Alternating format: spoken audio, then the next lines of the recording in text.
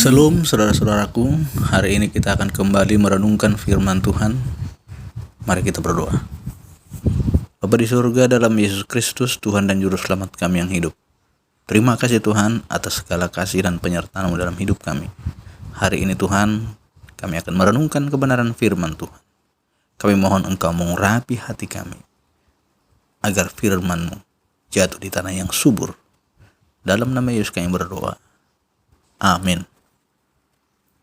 Saudara-saudaraku yang dikasihi Tuhan Yesus Kristus, firman Tuhan untuk kita renungkan bersama pada hari ini tertulis di dalam Kejadian 39 ayat 9. Demikian firman Tuhan.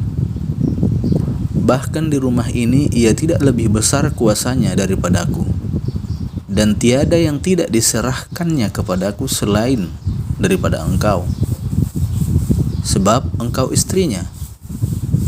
Bagaimanakah mungkin aku melakukan kejahatan yang besar ini dan berbuat dosa terhadap Allah? Demikian firman Tuhan. Saudara-saudaraku yang dikasihi Tuhan, hari ini kita mau belajar dari kisah si Yusuf. Kisah si Yusuf yang berada di negeri asing oleh karena dijual oleh saudara-saudaranya. Kisah Yusuf ini menunjukkan bahwa Yusuf walaupun sedang menderita di negeri asing, tetapi dia tetap menjaga imannya. Tema firman Tuhan hari ini, jagalah imanmu walau engkau sedang menderita. Saudara-saudaraku, menjadi anak kesayangan ayahnya, inilah yang membuat Yusuf dibenci oleh saudara-saudaranya. Awalnya saudara-saudaranya ini, karena kebencian mereka terhadap Yusuf, mereka berniat membunuhnya. Namun pada akhirnya mereka memutuskan untuk menjualnya saja. Jadi jual sebagai budak kepada orang asing, kepada orang Mesir, yang kemudian mereka mengarang kisah bohong kepada ayah mereka, Yakub. Mereka membohongi ayah mereka tentang di mana dan bagaimana saudara mereka si Yusuf. Nah, saudara-saudaraku,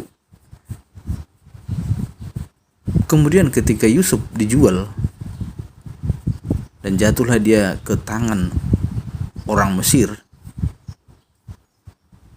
Yusuf menjadi orang kepercayaan di rumah Potifar. Potifar ini seorang pegawai istana Mesir.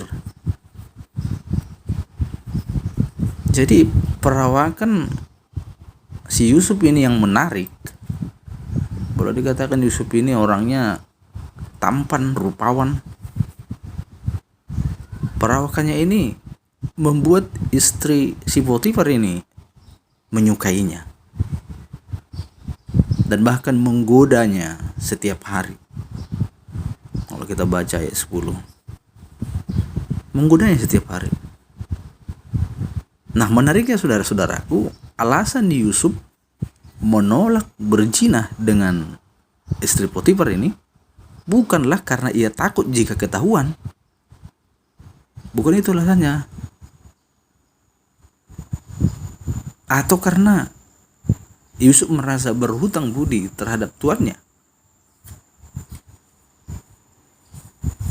Melainkan karena Yusuf mengerti bahwa tindakannya itu adalah suatu kejahatan dan dosa terhadap Allah sendiri. Dia tidak tergoda dengan rayuan, dengan bujukan istri Potifar untuk berbuat zina, karena ia mengerti bahwa kalau ia menurutinya, kalau ia melakukannya, berarti itu adalah kejahatan dan dosa terhadap Allah sendiri. Sekalipun menderita di negeri asing, namun Yusuf tetap memelihara imannya kepada Allah. Yusuf sungguh menyadari dampak dosa yang sering kali luput dari perhatian banyak orang. Suatu dosa atau kejahatan yang kita lakukan tidak hanya berdampak kepada mereka yang menderita karena tindakan kita itu, namun utamanya ialah terhadap Allah, sebab dialah yang menjadi sumber segala hukum dan kebenaran. Jadi setiap dosa itu berarti dosa terhadap Allah, bukan hanya dosa kepada sesama. Nah, saudara-saudaraku, selain si Yusuf, Raja Daud juga menyadari hal ini sehingga ia berkata, Daud berkata, terhadap engkau sajalah aku telah berdosa, dalam Mazmur 51 ayat 6. Setelah ia menyadari dosa perzinahannya dengan Batseba. Nah, setiap dosa merupakan tanda pemberontakan dan ketidaktaatan kita terhadap Allah. Oleh karenanya kita tidak boleh menganggapnya remeh dan sepele. Yusuf tetap menjaga imannya kepada Allah walaupun dia sedang menderita di negeri asing. Dijual oleh saudaranya ke negeri asing. Bisa kita bayangkan bagaimana penderitaan Yusuf ini? Dia menjadi budak. Budak itu biasanya mereka harus bekerja siang dan malam untuk tuannya. Dan sebagai upahnya mereka hanya diberi makan saja. Itu kalau budak. Itulah penderitaan yang dialami oleh si Yusuf di negeri asing itu. Nah, saudara-saudaraku, walaupun demikian Yusuf tetap menjaga imannya kepada Allah.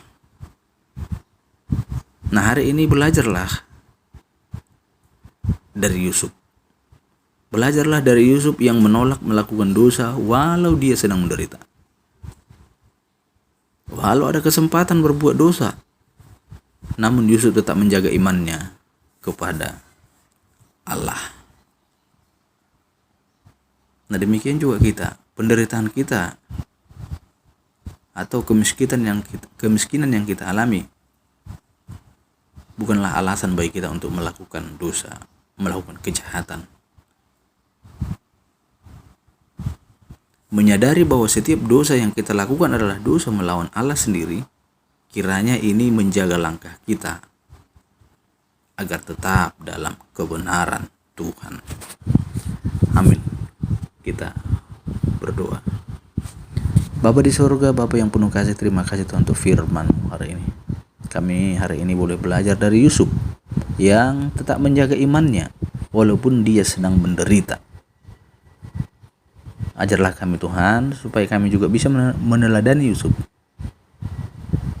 yang tetap menjaga iman kami kepada Allah sekalipun kami sedang menderita. Terpuji Engkau Tuhan. Dalam nama Yesus kami berdoa. Amin.